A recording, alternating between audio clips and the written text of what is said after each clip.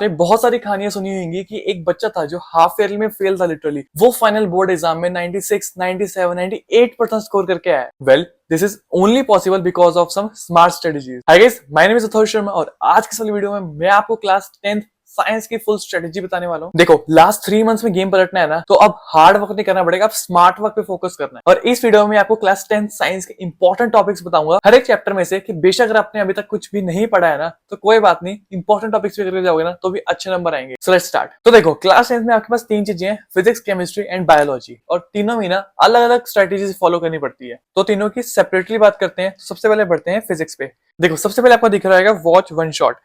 इस टाइम पे गलती मत करना कि आप फुल लेक्चर्स देखने बैठ रहे हो, क्योंकि क्लास 10th में आपके साइंस में अप्रॉक्स 13 चैप्टर्स हैं, तो नहीं हो पाएगा फुल डिटेल लेक्चर्स से। सिंपली वन शॉट देखो, वो भी जो 2 से 3 आवर्स वाली हो, जस्ट बिकॉज कि उसमें आपकी प्रैक्टिस हो जाती है और साथ में कॉन्सेप्ट भी क्लियर हो जाता है।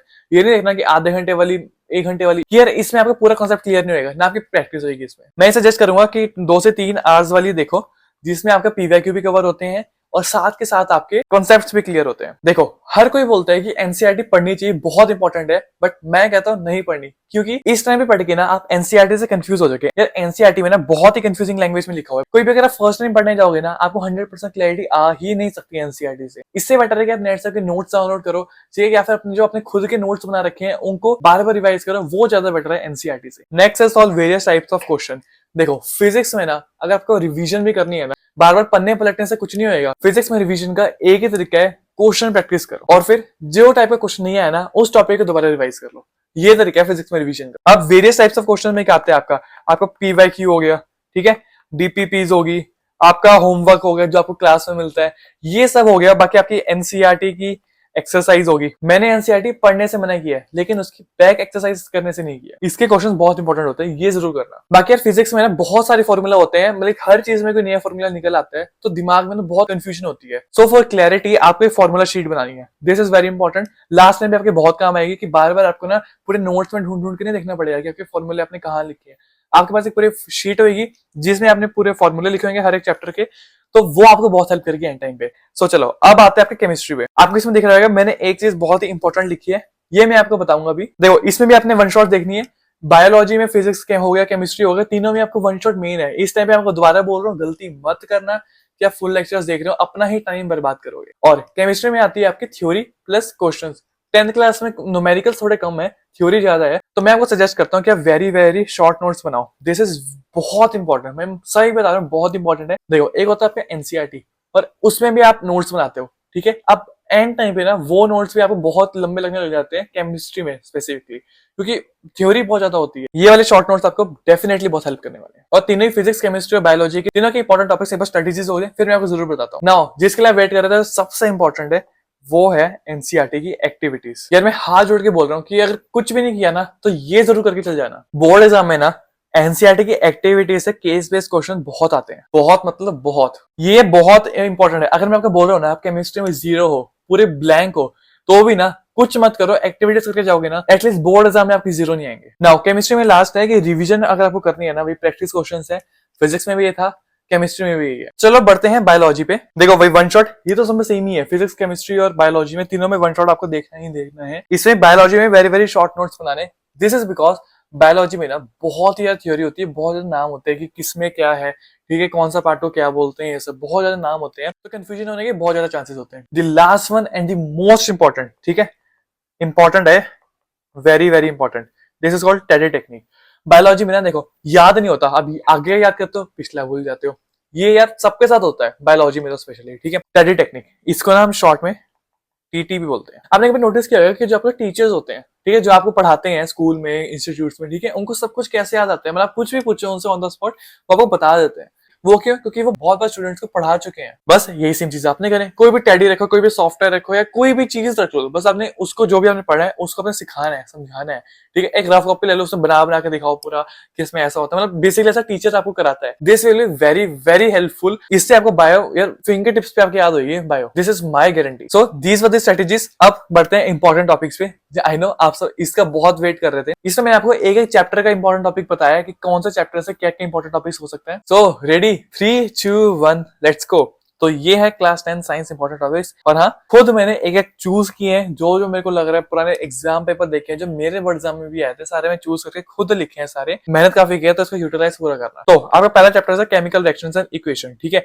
इसमें आपको सबसे पहले मोस्ट इंपॉर्टेंट, इससे एक क्वेश्चन गारंटेड होता है, जो कि है बैलेंसिंग। अगर आपके हाफ ईयरली वगैरह हो चुके हैं तो आपको आइडिया होगा कि बैलेंसिंग से क्वेश्चन आता है। नेक्स्ट है आपका डिफरेंट टाइप्स ऑफ रिएक्शन, ठीक है, और जो उनके एग्जांपल्स होते हैं, जैसे कॉम्बिनेशन हो गया, प्रेसिपिटेशन हो गया, डीकंपोजिशन हो गया। हाँ, डीकंपोजिशन स्पेशली, डीकंपोजिशन वाला कौन सा होता है, जो ए बी टूट के बनाते हैं ए प्लस बी, ठीक है। अब इसमें क्या करते हो, हीट भी देते हो, इलेक्ट्रिसिटी दे सकते हो, समझ रहे हो ना मैं क्या कह रहा हूँ। Then colour change activities, activities ना सारी की सारी इंपॉर्टेंट है, कलर चेंज वाली थोड़ी ज्यादा इंपॉर्टेंट है। देन रिडॉक्स रिएक्शन से टाइप, वही टाइप्स ऑफ रिएक्शन में आ गया सारा। नेक्स्ट है आपका एसिड बेस एंड सॉल्ट, ठीक है। इसमें से आपका हो गया इंडिकेटर हो गया, ठीक है, पीएच स्केल 0 से 7 स्केल में आपसे कलर भी पूछे जा सकते हैं कि कौन सा एलिमेंट का क्या कलर होता है, तो ये सब, ठीक है, ये सब करके जाना, ठीक है। बाकी क्लोर एल्कलाई प्रोसेस बहुत ज्यादा इंपॉर्टेंट है, क्लोर एल्कलाई प्रोसेस। बाकी पीओपी, वॉशिंग सोडा हो गया आपका, ये सब करके जरूर जाना। नेक्स्ट आपका मेटल्स, नॉन मेटल्स, इसमें आपका केमिकल प्रॉपर्टीज ऑफ मेटल्स, ये भी इंपॉर्टेंट है काफी, ठीक है। मेटल्स और नॉन मेटल्स भी करते हैं। बाकी रिएक्टिविटी सीरीज करके जाना। बाकी मेटलर्जी हो गया, कैल्सिनेशन हो गया, इलेक्ट्रोलाइट रिफाइनिंग हो गया, ये सब कुछ और इंपॉर्टेंट टॉपिक्स हैं। इनको थोड़ा बाद में भी रख सकते हो, बट मेन प्रायोरिटी आप ये 3 पे रखना। नेक्स्ट आगे आपका चैप्टर 4 कार्बन कंपाउंड्स, भाई बहुत रिलाइज चैप्टर है मेरे को, बट एंड तक मैंने इसको बहुत पक्का कर लिया था। तो इस चैप्टर में आईयूपीएससी नेमिंग है, इस पे गारंटेड क्वेश्चन है, आएगा ही आएगा। बाकी आपके इलेक्ट्रॉन डॉट स्ट्रक्चर इंपॉर्टेंट है, होमोलोगस सीरीज वेरी इंपॉर्टेंट की कैटेगरी में डालूंगा मैं इसको। बाकी आपने देखा होगा कि इस चैप्टर के एंडिंग में आपके काफी सारे रिएक्शन दे रखे हैं, ठीक है। तो उसमें से सारे इंपॉर्टेंट नहीं है, सारे करने में अपना टाइम वेस्ट मत करना, जो इंपॉर्टेंट है वो मैंने यहाँ लिख रखे हैं, ठीक है। एस्टरिफिकेशन रिएक्शन इंपॉर्टेंट है, सेपोनिफिकेशन इंपॉर्टेंट है, ठीक है। डिहाइड्रेशन ऑफ इथेनॉल इंपॉर्टेंट है, वर्किंग ऑफ स्लोप का जो डायग्राम वगैरह जो उसके रिएक्शन होते हैं वो इंपॉर्टेंट है। इससे ज्यादा लास्ट पार्ट में करने की नीड नहीं है, जो पेट्रोल कोल वाला ये सब करने की नीड नहीं है, फालतू की जो है वो नहीं पूछा जाएगा। Then is your life process, इसमें से आपका ह्यूमनआइड का diagram very very very very very important, बहुत इंपॉर्टेंट है, ठीक है, बहुत ज्यादा इंपॉर्टेंट है।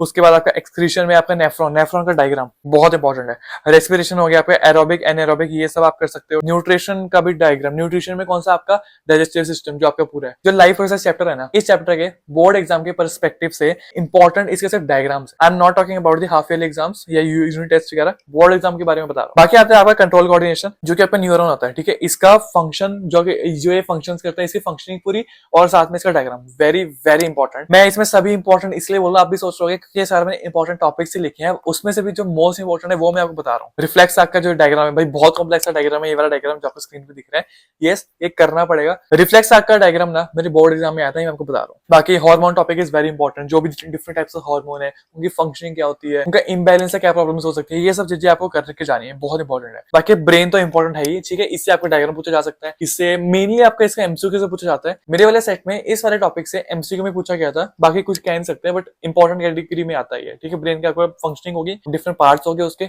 डिफरेंट पार्ट्स के फंक्शन क्या है, उसका डायग्राम हो गया, ये सब है इसका ब्रेन। अब ये तो चैप्टर में इकट्ठे कवर करने वाला हूँ, ठीक है। इसमें रिप्रोडक्शन हो गया और हेरिडिटी, दोनों इंपॉर्टेंट है। हेरिडिटी को मैं थोड़ी सी लेस प्रायोरिटी दूंगा कंपेयर टू रिप्रोडक्शन। इसमें आपके 2 पार्ट्स है, एसेक्सुअल और सेक्सुअल रिप्रोडक्शन, ठीक है, जिसमें से एसेक्सुअल ज्यादा इंपॉर्टेंट है। बाकी बर्डिंग का डायग्राम काफी इंपॉर्टेंट है। वेजिटेटिव प्रोपगेशन, इसका डायग्राम इंपॉर्टेंट है। एंड आपका आ गया फर्टिलाइजेशन इन प्लांट, जो फ्लावर वाला डायग्राम है, दैट इज इंपॉर्टेंट। बाकी रिप्रोडक्शन के दोनों डायग्राम्स हो गए, और एसटीडी, एसटीडीज आपके एमसीक्यू में पूछा जा सकता है। इसके बाद डेफिनेशन वगैरह इतना ऐसा कुछ याद करके मत जाना, बस ये देख लेना किससे क्या होता है और उसके कॉजेस क्या होते हैं, दैट्स इट। हेरिडिटी में भी ज्यादा इंपॉर्टेंट नहीं है। 3 laws of Mendel, this is important. हाँ, मैं मानता हूँ कि इसके लैंग्वेज थोड़ा टफ है, दिया है तो करना पड़ेगा। बाकी इससे एक न्यूमेरिकल आने का थोड़ा चांस रहता है, जो कि मोनोहाइब्रिड क्रॉस पे, जो कि है F2 जनरेशन वाला। बाकी और देखा जाए तो एक्वायर्ड और इनहेरिटेड ट्रेड्स में आपका डिफरेंस पूछा जा सकता है। बाकी इसकी आप थोड़ी सी देखते हो लेस प्रायोरिटी। अब आता है आपका फिजिक्स का one of the most important chapter, light. इसमें रिफ्लेक्शन वाला पार्ट बहुत इंपॉर्टेंट है। रिफ्लेक्शन से भी आ जाते हैं question, but most important reflection है। तो इसमें आप देखो न्यूमेरिकल इससे आना 100% गारंटीड है, न्यूमेरिकल इससे आएगा ही आएगा। बाकी मिरर और लेंस के दोनों के फॉर्मूला बहुत इंपॉर्टेंट है,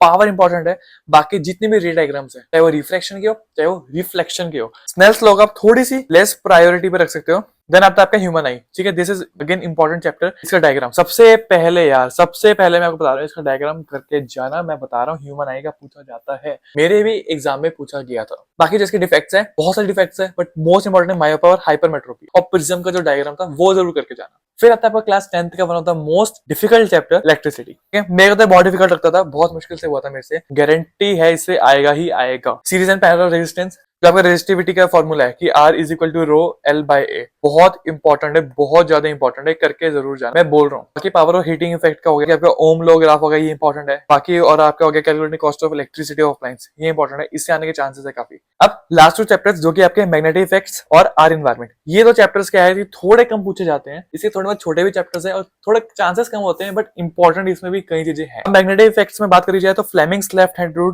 का न्यूमेरिकल काफी इंपॉर्टेंट है, ठीक है। इसमें जो आपका लेफ्ट हैंड से आप कैलकुलेट करते हो वो इंपॉर्टेंट है, आपका सोलेनॉइड का डायग्राम इंपॉर्टेंट है। बाकी मैग्नेटिक फील्ड लाइंस की प्रॉपर्टीज होगी और जो live wire, neutral wire, earth wire का जो डायग्राम आपके एनसीईआरटी में कुछ इस टाइप, वो काफी इंपॉर्टेंट है। देन आता है आपका बहुत छोटा सा चैप्टर जिसका नाम है आर एनवायरमेंट।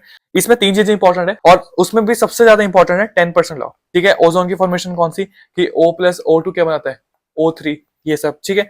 बाकी biomagnification, these are important topics for class 10th science. आई ना थोड़ी बड़ी वीडियो है बट वर्थ इट है, जरूर देखना। बहुत मेहनत लगी है इस वीडियो में बनाने में, बहुत रिसर्च लगी है, एक चैप्टर का मैंने बहुत रिसर्च करके टॉपिक्स चेकलिस्ट की है, तो यार इसका पूरा फायदा उठाना। बाकी और क्या वीडियो चाहिए कमेंट में जरूर बता देना। बाकी से अमेजिंग वीडियोस के सब्सक्राइब कर लो। Thanks for watching, bye.